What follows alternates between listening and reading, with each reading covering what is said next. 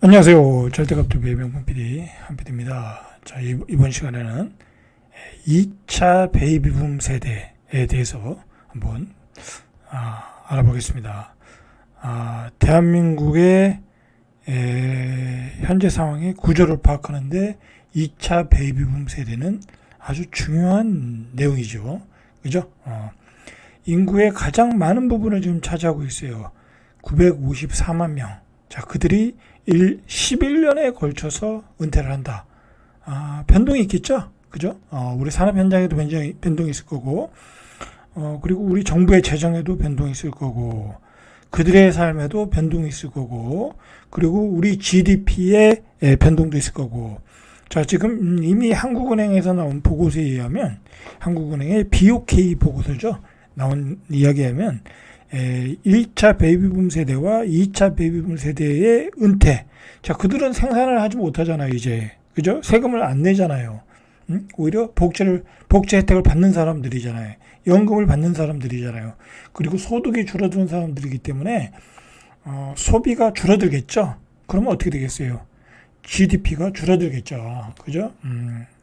국민 총 생산이 줄어드는 거예요. 소비가 줄어드는 거예요. 우리 경제의 불황에는, 우리 경제의 저성장에는 바로 베이비붐 세대의 은퇴와 관련이 있는 거예요. 1차 베이비붐 세대와 2차 베이비붐 세대는 조금 질이 틀려요. 1차는 고생은 많이 하고, 연금도 적고, 재산도 별로 없어. 그죠? 뭐 이제 많은 사람도 있겠지만, 그러나 2차 베이비붐 세대는 대한민국의 고도 성장의 혜택을 다 받은 사람들이에요. 그래서 양극화가 벌어졌는데, 그나마 잘 된 사람들은 자산도 많이 형성했고 만들었고, 그 다음에 연금도 꽤 많이 받고, 그죠? 잘 된 사람 기준으로 양극화는 분명히 있어요. 받고, 그죠? 자산도 많고, 연금도 많이 받고, 그리고 은퇴 후에 직장도 잘 자리 잡고, 아주 가장 전성기를 누리고 인생의 전성기를 누리고 있다라고 볼 수 있죠. 2차 베이비붐 세대의 일부는 그 중에 한 40%, 30%, 많게는 40%, 30% 정도, 그죠? 30% 정도는 굉장히 그 고퀄리티의 삶을 누리고 있는 건 사실이에요. 이 2차 베이비붐 세대는 우리 한국 사회의 중요한 주역들이에요. 실제로 한강의 기적을 만든 사람들이고, 그리고 우리 민족이 똑똑하고 또 부지런한 민족이잖아요. 그죠? 그걸 바탕으로 열심히 산업 현장에서 대한민국의 기적을 만들었고 많은 부를 축적했어요. 그죠? 그건 사실이에요. 자, 그런데 무슨 문제가 있냐면, 자, 열심히 돈을 벌어서 열심히 나왔어요. 이제 은퇴하고 나왔어요. 그런데 많은 사람들이 이 자산을 분배를 잘못하거나 재테크 투자를 잘못해가지고 퇴직금도 날리고, 그죠? 자산도 날리고 그런 경우가 많았죠. 자, 그게 뭐예요? 지식산업센터 사고, 그 다음에 생활용 숙박 사고, 상가를 잘못 사서 많이 날렸죠. 그죠? 바로 이제 우리 그 지난 부동산 경기의 붐과 더불어 우리 은퇴 세대들의, 그러니까 우리 2차 베이비붐 세대들의 은퇴가 시작됐거든요. 한 2년 전부터. 뭐, 그 전부터 시작했겠죠. 좀 빠르신 분들이 있으니까. 55세부터 했을 테니까. 자, 그런 분들이 바로 이 부동산 폭등기에 잘못 물려가지고 또 많은 재산들을 날렸어요.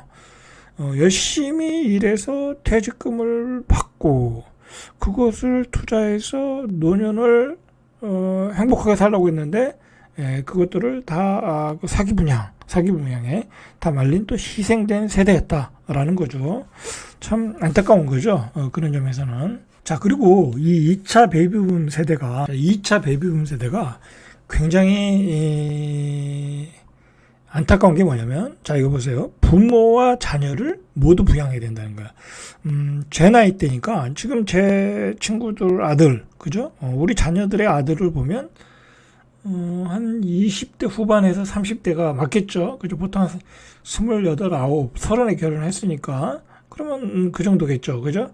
자, 그러면 경우에 따라 뭐 학교 다니는 친구도 있을 거고, 그리고 이제 결혼을 준비하는 애들이 있기 때문에 요즘 부모님들이 뭐 전세돈 마련해 주는 건 다 기본이잖아요. 그죠? 그러니까 자녀들을 부양을 해야 돼. 그리고 또 뭐 부모도 살아계시잖아요. 그럼 우리 부모님도 부양을 해야 돼. 그러니까 2차 베이비붐 세대는 부모와 자식을 부양하는 마처 세대라고 해요. 마처 세대. 부모를 부양하는 마지막 세대. 자녀에게 부양을 받지 못하는 처음 세대라는 거죠. 그래서 마처 세대라고 하더라고요, 이거를. 여러분들 요즘 우리 자녀들은 절대 우리를 부양 안 해요. 뭐 그건 대놓고 이야기를 해요. 이제 부모님은 알아서 사세요. 왜? 우리 자녀들이 뭐 이 고도 성장 수식에 혜택 받은 거 없잖아요. 그죠? 우리 자녀들은 얼마나 힘들어요. 근데 자기들 먹고 살기도 힘든데 내가 부모를 부양해야 된다 그렇게 생각하는 애들 거의 없어요. 안타깝지만 그건 어쩔 수 없어요. 그래서 요즘 우리 베이비붐 세대를 마처 세대라고 하는 거예요. 자, 재단법인 돌봄과 미래가 한국 리서치에 의뢰해가지고 1960년대생을 대상으로 조사를 해봤어요.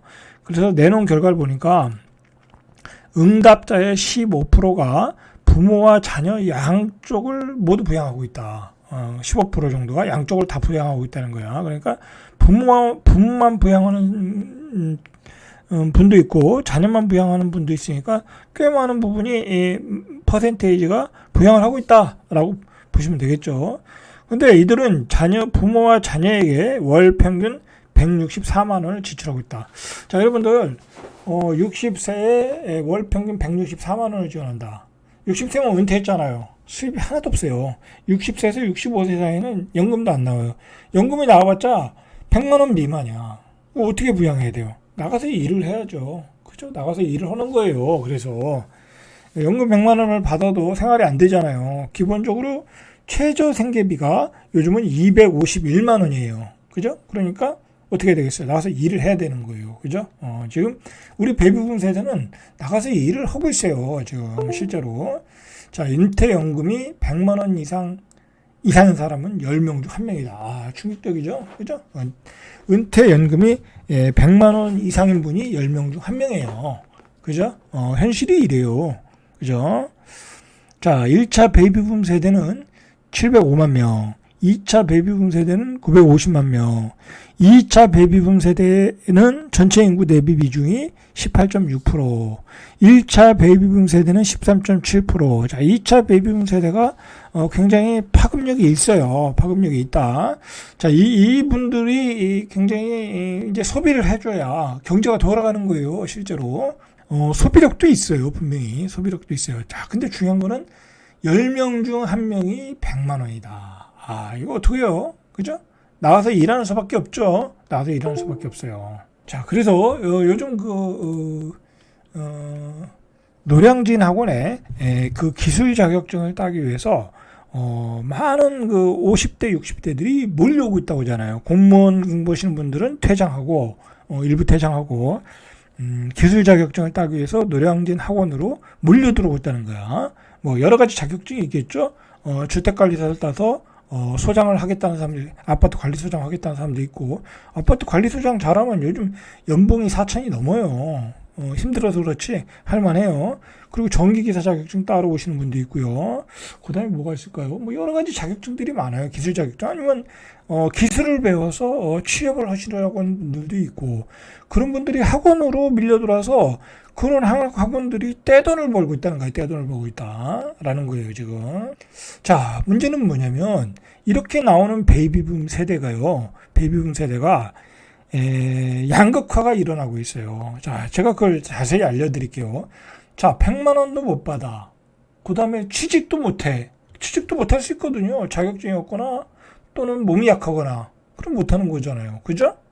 자, 그런 분들은 가난한 베이비 부모가 되는 거고요. 그 다음에 연금도 많아. 이제 공무원들, 그죠? 군인들. 그런 사람들은 한 300만 원 이상 받더라고요. 그러면 나와서 그런 분이 또 전기기사 자격증까지 땄어. 이 군대 있을 때. 그래서 합이 얼마예요? 600만 원이잖아요. 그죠? 합이 600만 원이야. 그러면 그 사람들은 풍족한 베이비 부모가 되는 거예요. 그죠? 베이비 부모 되는 거. 이렇게 양극화가 되고 있어요. 그래서 제가 실제로 그런 분들을 많이 대해보면 그렇게 연금도 많아. 또 기술 자격증도 있어. 그래서 풍족한 베이비 부모들은 너무나 해피한 생활을 살고 있어요. 골프도 치러 다니고 모임도 많이 갖고 그죠? 그리고 가족들과 행사도 많고 그래요. 그러나 100만 원밖에 못 받고 그죠? 100만 원도 못 받고 그냥 간신히 일을 해. 그러면 250만 원 그죠? 뭐 기술 자격증 있으면 250만 원 받아. 250만 원 가지고는 조금 어렵잖아요. 그죠? 그나마 그렇게라도 하면 다행이겠죠. 그죠? 문제는 100만 원도 못 받는 사람들이 있더라라는 거죠. 자, 전체적으로 연금을 보면 연금이 10명 중에 6명, 많이 받아야 6명이라는 거야. 근데 실질적으로 한 5명 정도거든요. 그러니까 반은 연금을 받고 반은 아무것도 못 받아 또. 그 아무것도 못 받는 분들이 있겠죠. 그죠? 그분들은 어떻게 하겠냐 이거예요. 어떻게 하겠냐. 노후 파산으로 가는 거죠. 노후 파산 하는 거죠. 그리고 결과는 뭐예요? 부모님이 돈이 없으면 자식들과의 관계도 끊어져요. 그건 냉정한 거예요. 냉정한 거야. 효자들은 물론 안 그렇겠지만 부모님이 돈이 없으면 자식들도 왕래가 없어요. 그죠? 그거는 인지상정 같아요, 요즘에. 자, 어쩔 수 없어요. 자, 2022년에서 72년 장래 인구 추계를 보니까 65살 고령 인구가 2072년까지 1727만 명. 자, 지금 17%. 그 다음에 2072년에 47%. 지금 태어난 아이들이 한 50세가 되면, 그때 되면 반이 고령화 인구예요. 와, 삭막한 거죠. 그죠? 끔찍한 거예요. 끔찍한 거. 자, 40%는 준비가 안 됐대요. 노후에 대해서 준비가 안 됐다라는 거야. 노후가 준비가 안 됐다. 10명 중 40%는 준비가 안 됐다. 연금을 못 받는다라는 거야. 근데 나머지 10명 중 6명도 여기서 6명 중에 1명이 100만 원 이상을 받는다는 거야. 100만 원 받아가지고 또 생활도 안 되죠. 그러니까 여러분들 노후에 60 이상에 무슨 일을 해야 되는 것은 필수야. 그리고 지금은 건강하잖아요. 60세 이상도. 여러분 요즘은 80세까지 일할 수 있어요. 제 생각에는 85세까지도 일할 수 있어요. 자기 건강관리만 잘하면. 그러니까 부지런히 준비하셔야 돼. 결과적으로 일해야 먹고 산다.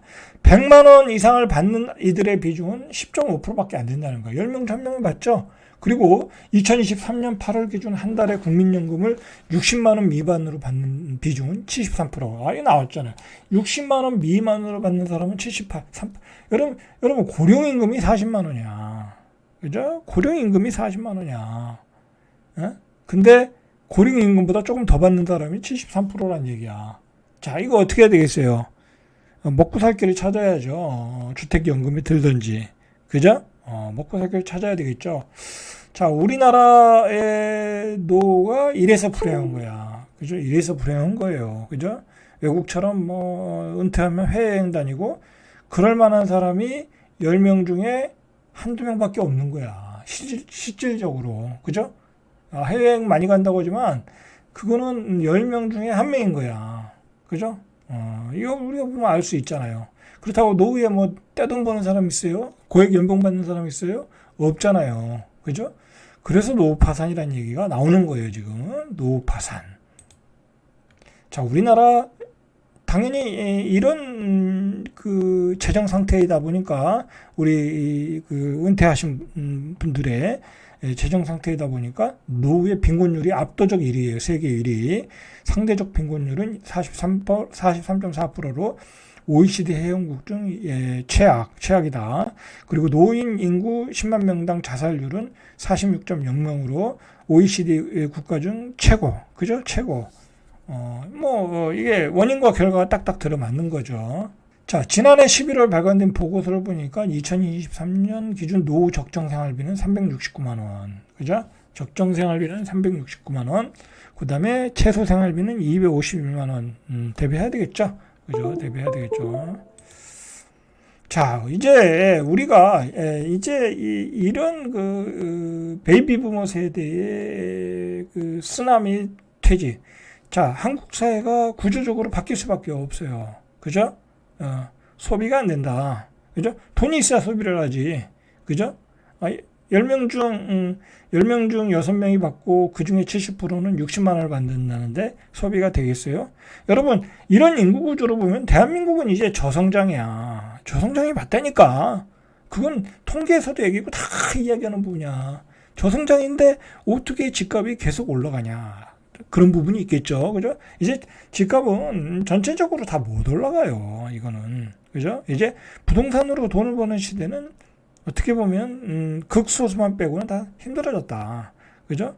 이제 뭐 주식 투자, 뭐 어떤 뭐 자산 투자가 쉽지가 않은 시대에 온 거야, 이제. 자, 이런 구조적인 변화를 우리가 좀 알아야 된다. 그죠? 그런 점에서 제가 오늘 베이비 부머를 이야기하는 거예요. 2차 베이비 부머. 954만 명. 1차 베이비 부머까지 합치면 1700만 명이 지금 다 고령화로 가고 있다라는 거잖아요. 어떻게 우리 사회가 변화가 없겠냐라는 거야. 정치적인 변화도 물론 오겠죠. 그죠? 여러 가지 변화가 온다. 자, 요즘 국민연금 개혁이 나오잖아요. 그죠? 국민연금 개혁이 나오는데 2040년에 65세 인구 비중이 34%라는 거야. 얼마 안 남았잖아요. 그죠?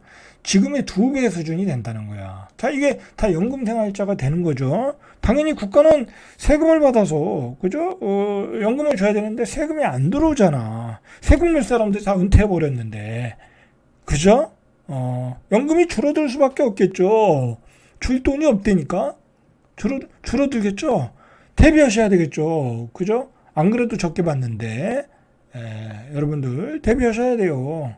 돈 없으면 자식도 떠나요, 여러분들. 스스로 알아서 대비를 하셔야 된다. 라는 거죠. 절대값TV의 명품 PD 한PD였습니다.